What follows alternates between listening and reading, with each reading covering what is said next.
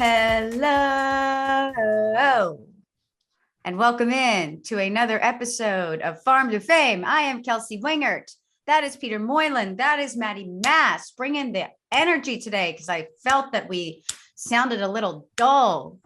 On the last episode. Did I welcome into Farm to Fame? I don't know if I said that already. I'm back home in Atlanta in my home studio. Love that. Pete's home and his off home day of Alpharetta. Off day for Peter Moylan. And I have an off day, right? Yeah. What a day for me. What a day for me. Maddie, are you at JOMBOY HQ? Yes, I am. Our girl Sam, who, as you know, is like the queen of Jumbo Media, she was like, I have to get to the office by 9:15 to make sure nobody takes my desk. And I was like, if anybody took your desk, I would personally handle it. I'm sure she appreciates that. On Tuesday, Wednesday, Thursday, it gets a little crowded in here. You got to make sure you get a desk. Is it like we work in there? What the hell's going on? Pete, yo, how did you feel when baseball was doing these balls? Like, these are green stitches. Yes. They had the blue stitches. They had the pink stitches. How did you feel about that? It was fine. Hold on. I have one of those ones that I keep. Is that the green one? Yeah. Was this from a Father's Day or like a military appreciation That's day? a military one. Yeah. Okay. Because I know I have blue ones from Father's Day, which I could see how the blue ones would be an issue because the seams are so light. Right. But then the pink ones, I think, were light as well. I don't know if I have a pink one. Not much difference between pink and red. No, I didn't. Look, I didn't notice any difference in. It was just the color of the stitching. Why was someone saying that it was? Well, they discontinued it, and I'd imagine that they discontinued doing that for a reason. Well, it's probably because, it's hard to get baseballs right now. I think there's a supply chain issue with not just in the world, but I mean, everyone's being affected by supply chain issues right now, including Major League Baseball. So I think they've discontinued doing all different kinds of balls because they're really just trying to make as many of the one kind as they can. Mm. That's my theory, and I'm sticking to it. Let's go ahead and get into the opener, folks, because the Ole Miss Rebels are the national champions, thanks to our friends at DraftKings. Because it's time to step up to the plate with DraftKings Sportsbook, an official sports betting partner of Major League Baseball. New customers can bet just $5 on any game and get $150 in free bets no matter what, win or lose. If you're looking to turn a small bet into a big payday this season, you can do that with DraftKings same game parlays. You can create your own parlay or follow Jake on Instagram, where he posts his own parlays every single day by combining multiple bets like which team will win, total runs, extra innings, and more. And boom, you have a shot at an even bigger payout. Right now, if your same game parlay doesn't hit, you can get a free bet back up to $10. DraftKings is safe, secure, and reliable. Best of all, you can deposit and withdraw your cash whenever you want.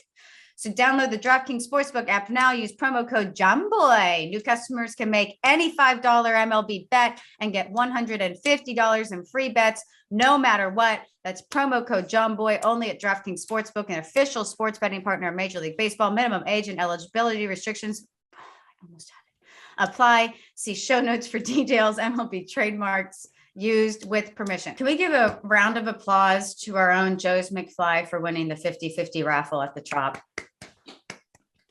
What a day, honestly. What a life. I know. I think he's one of my favorite. No, I don't think. I know. Joe's McFly is one of my favorite people in the whole entire world. And this dude went into the Trop, was making fun of the Trop all week, and walked away with $15,000 as a Yankees fan. Thanks for the review on Yelp, and here's 15 grand. I think that was the day he had posted a picture of how one of the letters had fallen off of the word field. It said Tropicana FILD. The E had fallen off, and then he walked away with $15K. Oh man, I didn't know anybody actually won those things. That's phenomenal. Anyway, Ole Miss, you guys. Can I say one thing? I just need to say one thing. Okay. Yeah. The most important thing that is going to be said about this whole spiel that you're about to go on is something that I just read That is that Ole Miss fans spent $72,000 on Jello shots. I knew that would get you. But Pete, can I tell you that if Ole Miss fans spent $72,000 on Jello shots, that LSU fans would have spent like $300,000 on Jello shots? Fair enough.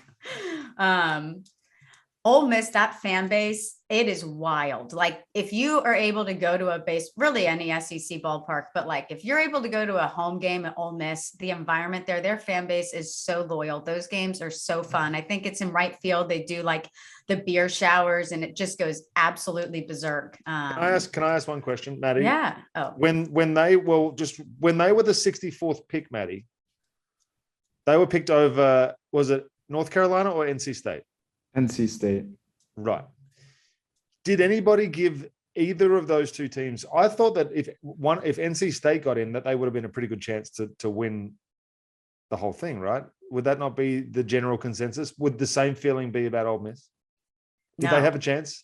Ole Miss didn't even have a winning record in the SEC. That's what I said. That's what I read. Is that just the team getting hot at the right time? Like what did they exactly do? What the Braves did last year. It's exactly All what the the Nationals did in 2019 or whatever year they won. Like, I don't know. That's like when people were panicking about the Braves early in the season. I was like, literally, this just happened last year. Like, and you think of the Nationals, what was that? What was the record that was on like May 26th or something? 18 and 39 or something like that. That's 19 and 40 something, or I remember. That's the beauty and the curse of baseball. And I hate to even say this to you, Maddie, but it's part of the reason I get nervous about the Yankees, because like all that matters is the right time when the team gets hot. And I am all in on the Yankees right now, specifically because I'm with JOMBOY Media in the AL. That's my AL squad, because y'all get so happy. And I love Joe's McFly's videos from the stadium whenever there's a home run and him just like absolutely losing his mind. But I'm with you though. It's just tough to carry on for 162 games. Yeah. And we've just seen too many examples of it. We've seen 2 of the last 3 World Series champions were crap until after the bullcrap All-Star game that has no reason to happen in the month of July. Maddie, what was the Dodgers record in 2013, please? Can you look that up for me? Did they win that year? They won a lot of games they went like 41-7 or 42-11 or something. They went on a run that was crazy. They finished at 92-70. Okay, I don't know if that was what you were referring to. I'm just thinking because they went on an ungodly run but I think they kind of just limped into the playoffs in the end, and then they ended up losing to St. Louis that year. But they were supposed to win it that year too. They did go on a run. They went on a run, man. There's a lot of W's written. Peter, was the 14-game winning streak, obviously outside of the World Series, outside of like Acuna taking off in his career, was that 14-game winning streak one of the like most exciting things that you have covered? Oh, I don't know about, not really. Okay. Not really. Like it was great, but at the same time, when you go on runs like that, so many things have to be going right at the same time that you're almost just looking for that one thing to go wrong. Yeah. Along the whole thing. And, kudos to them. They were able to overcome all those things. Like whatever they needed to do during that time to win, they did. Whether it was outpitch the other team, whether it was score more runs. Like there were some games that were like 13-8, and there's games that were 2-1. It was just a crazy run against some teams that were not playing very good baseball, but we went through Colorado. The sweep in Colorado was the most impressive part, honestly. Really? Even with how much the Rockies were struggling? You have never, ever, as a visiting team, gone into Colorado and left there with anything more than just a slight smile on your face. Teams don't go sweeping through there, and especially a 4-game. Yeah. Correct. Okay, Ole Miss. Ole Miss claimed its first national title. They swept OU. We thought this was going to be obviously a much better series. They swept OU 10-3 in game 1. That's the game they hit back-to-back home runs that Maddie was covering extensively on our Twitter. And like I was speaking to the fan base earlier, I saw a tweet that, and obviously this isn't like proven, but it said like in that stadium in TD Ameritrade, it was like 90% Ole Miss fans, 10% OU fans. But that place went absolutely berserk when they hit back-to-back home runs. I think Maddie tweeted out that it was the first time anybody hit back-to-back home runs in the College World Series, or I read that somewhere. Yeah, I think it was for back-to-back home runs. They hit Okay. 3 in a row. So In that video that you posted of the stadium going berserk, that was back-to-back-to-back. I Mhm. left out a back. Baby got back. Yeah. And then game 2, they won 4-2. That was just last night, fortitude, as they would say on Talking Baseball. But Did you see it? Did you watch it? I watched the game yesterday. It was 2 wild pitches that eventually kind of decided it, which was a real bummer. Yes. I was not able to watch it. Right. We were playing, and then I was on an airplane where none of the channels that I wanted to watch were not. That's working. the frustrating part for me, is that I feel like there could have been, especially with the comeback that I said to Maddie, I was texting Maddie, and I felt like at one point early, it felt like Ole Miss was just running away with it. Oklahoma came back. I'm thinking, okay, Maddie, you can't turn around that kind of adrenaline and that kind of momentum swing. Next thing you know, 2 wild pitches later, it's like, never mind. And then it was all over. Yeah. But what a run. I mean, are you kidding me? They are the first national champion since Oregon State in 2007 to win the College World Series after finishing the season, like we mentioned earlier, with a losing conference record. Obviously, the SEC West is a really difficult division, and SEC is a difficult conference, but Ole Miss had a 14-16 record in SEC play. But then and then we were talking about whenever they made it to the SEC tournament, up until the SEC tournament, people didn't even know if they were going to make it into the tournament. And the SEC tournament is a lot easier, obviously, to make it into than the field of 64 or super regionals or regionals or Omaha. But then they went 10-1 in the month of June. It's their first College World Series title in program's history. They absolutely dominated the entire postseason, as Ashland had hit on. I think they only had 1 loss, and through regionals and super regionals, or maybe they didn't have a loss in super regionals and regionals. They finished 5-1 in Omaha, including the 2-game sweep of Oklahoma in the final. And like Peter mentioned earlier, and we've mentioned before, they were the last team into the tournament, like 64 out of 64. Does this speak to just how even college baseball has become and the amount of talent that there is in college baseball? Or does this, is there ever going to be an LSU program like it was 10 years ago, 15 years ago, where it was just dominant? Or there's been other college programs that have been dominant too, but that's the one that sticks out because Kelsey reminds me every single episode. Yeah. But I don't think is this the end of a dominant programs? I don't think there's it's like Alabama in college football, who I know Tennessee was kind of like that this year for a little while, and they didn't. It's just too many games to right? You can't just, I'm with you. It's too many games to be able to dominate, because baseball's such a wild. But they did for so long. They did for the whole regular season, pretty much. There was not a game where I didn't look on Twitter and Tennessee wasn't winning 14-2 with some dude throwing 106. You're right, dude. You're right. The whole regular season, that's all we saw about Tennessee. It was crazy. No one was going to beat them. And now all of a sudden, a team that was the last one to pick won, and the team that was supposed to win it all shut down their leg. Whoops. No swearing anymore. Sorry. It's okay. Do you want to run through the tournament standouts, Pete? Or do you I do. Okay. No, you go ahead. You read that one. I'll get the next 2. Okay. Oh, Yep. you want to talk about the Jello shots? I do. So Dylan DeLuca was named the College World Series MVP. There were 6 Ole Miss guys who were named to the men's College World Series AllTournament team.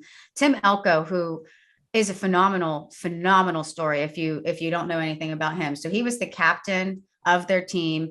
He's a first baseman, but he had, I don't remember if it was 2020, he tore his ACL.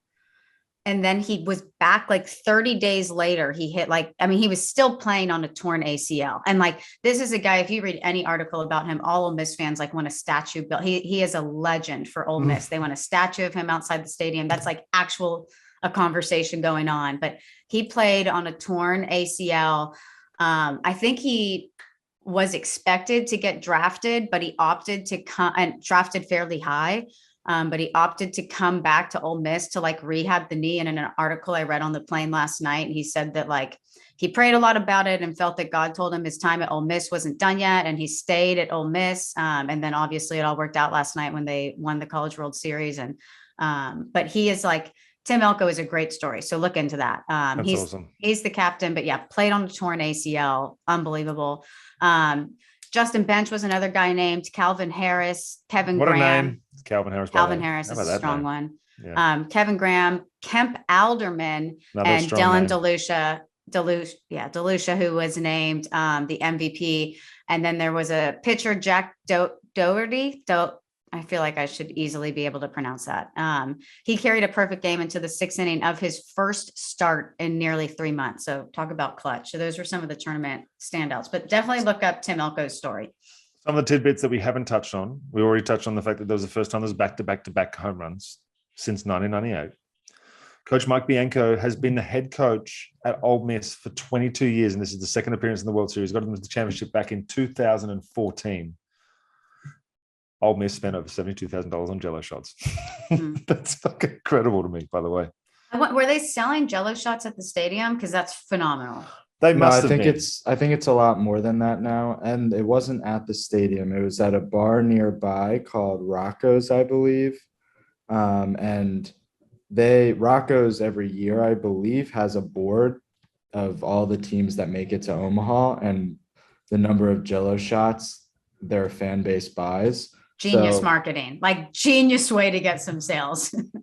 So as of 14 hours ago, when they posted the last update, the most recent update, Ole Miss fans had bought 18,003 Jello shots at $4.50 each, which is 81,000. A lot of money for a Jello shot. $2 of the $4.50 gets donated to charity. Okay. And then Arkansas was second, 8,661 Jello shots. Oh. Overall, between all 8 teams, just to ballpark it a little bit, it looks like about 30,000 or so Jello shots as of yesterday.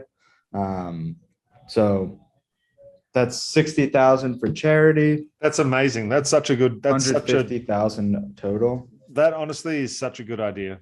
Yeah. As long as everyone's able to obviously get themselves home and safe. But I just think that is brilliant. Money goes to a good cause. The bar makes money. Everybody's in a great mood. And I think everybody's having fun. Why not? Yeah. And I've mentioned this on previous episodes. If you're like, obviously a college baseball fan, but if you're just a baseball fan and like, you can go to Omaha. It doesn't matter if your team's in it or not. Just such a cool atmosphere. That was one of my favorite things I've ever gotten to do in my career was cover the College World Series. But I want to focus a little bit on Mike Bianco, their head coach, because like Peter said, this dude's been there for 22 years. He is so beloved in that fan base, not to mention he played college baseball at LSU. But been there. I knew there had to be a connection somehow. Yeah. Well, he started at like a community college and then transferred to LSU and like took off. And he coached some lower level teams like Northwestern State, which I always get this confused. There's FBS schools and there's FCS schools. I think FBS schools are like the bigger schools, like the SEC, Big 12. And I think FCS are the smaller schools. So he's like coached at some lower level programs, worked his way up, obviously, to coach at Ole Miss, was there for 22 years. Leads those guys well, made it in 2014, but led them to their first ever title. And it's really cool when it's like I know it's not the same because Snit had like 40 years in the organization, but it's like one of those where you're just so happy for the coach because he's been with that program for so long. So Pete had kind of mentioned this. I did chew on a little bit. But there are a lot of setbacks for Oklahoma in the final game, which left a sour taste in some people's mouth because they looked like they were going to score first on a bunt from a guy named John Spikerman. Yes. But a replay showed the ball drilling him in the back of the leg just before he got to first base. So he was called out and the run he hit in came off the board. That sucks. Yes. That's when I was like, it's over. If they had run, I think it was the tying run at the time too, taken off the board. So like I said, I wasn't able to watch the game. So in my mind, as I'm reading that, like, how can he prevent the ball hitting him? Because he was running inside He was running inside. He was the baseline. outside of the base paths. I mean, it's one of those ones That sucks. yeah. Like, can Ole Miss just not intentionally throw at the back of his leg? Well, I guess that's a moving target. That's hard. If you're running easier inside to- the baseline, I guess I haven't seen the replay extensively, but I can only assume that it was because he was running in fair territory and it must have hitting or clipped him in fair territory, and that means he was out. Okay. If he was running in the baseline, which as a right-hander hitter, it's really hard to. Yeah. It sucks. But momentum swing, huge. Yeah. By the way. And then the go-ahead run scored on a wild pitch pass ball. So that just sucks. But a guy that we've talked about a lot this season, obviously, was Ivan Melendez with Texas, the Hispanic Titanic. He won the Golden Spikes Award. That's awarded to the best amateur baseball player every single year since it was introduced since 1978. What did his numbers finish at? Because it would have been an impressive major league season. Do you think it's a coincidence that they announced that there was going to be a Golden Spikes Award the year that I was born? No. There's Yes. No. There's got to be a connection, right? Yeah. Golden boy. That has to be it. My mum calls me the golden child, so that's it. 67 games. Okay. You think of a major league season, which is 162. Sure games, is. Obviously. Anything between 25, 30 home runs is opening our eyes to power in that season. In 67 games, this dude hit 32 home runs with 94 RBI. That's literally a good major league season in a third of the games. Not to mention he hit 387. Hello. He's on pace for his first year. You can probably put him down for approximately 81 to 83 home runs his first year in the big leagues. Guaranteed. What I don't know is, so when we had gone through, I had done a TikTok on guys to watch in the College World Series who were like draft prospects. And I think one board had him projected to go 110th overall. And then we found another board. No, this was when we talked to Wiley. Yeah. Then another board, we found him going like 87th overall. Right. I'm just curious, like, why he's not projected to be a first or second rounder, but obviously I think we figured it out because he doesn't have a position, right? He doesn't have a position right now. Isn't he a first baseman or universal DH? But what I did guess Wiley say? What did Wiley say? Do you remember, Maddie? It's a combination of him being a first baseman DH, which, a lot of the higher draft picks are pitchers, shortstops, and center fielders. Sure. And also just the combination of him being older. It's the same thing in the NBA draft. Yeah. There's a lot of guys in the NBA draft that they might win the Wooden Award for best college basketball player, and they get drafted in the late second round because there's a bunch of 18-year-olds with just a much higher ceiling. So, Ivan Melendez, he's playing at his ceiling. He had as good of a season as you can have, and that's what you're going to get out of him. If you take somebody from high school, you could kind of mold that person into potentially better. So that's probably why. And he did break. Chris Bryant held the record in the BB Court era for most home runs hit in a college baseball season, and that was 31. Ivan Melendez broke that. Pete, do you think that, as Maddie just alluded to, I mean, if you look at last year's draft, it's so many pitchers, it's so many shortstops. There were so many shortstops drafted in the top 10 picks last year. Do you think that I feel like first basemen are almost undervalued. That position is undervalued because it's like a good reliever. If you have a good reliever or a good first baseman, like nobody really talks about it. Right. But if you have a bad first baseman or a bad reliever, your team wears that. The issue is, and I think this is where do you go if you struggle defensively as a first baseman? Yeah. Whereas if you're I a guess shortstop, there's no room to move around. There's no room to move. If you're a shortstop, you can pretty much go anywhere else on the field and probably be okay at it or figure it out. So you're drafting based on not only skills but athleticism and also what the future holds and what their upside is. And if someone's able to move around like a shortstop and shows unbelievable athleticism, speed, agilities, and has the baseball skills and hits, then that's way better than some guy that just can rake, unfortunately. Yeah. That sucks.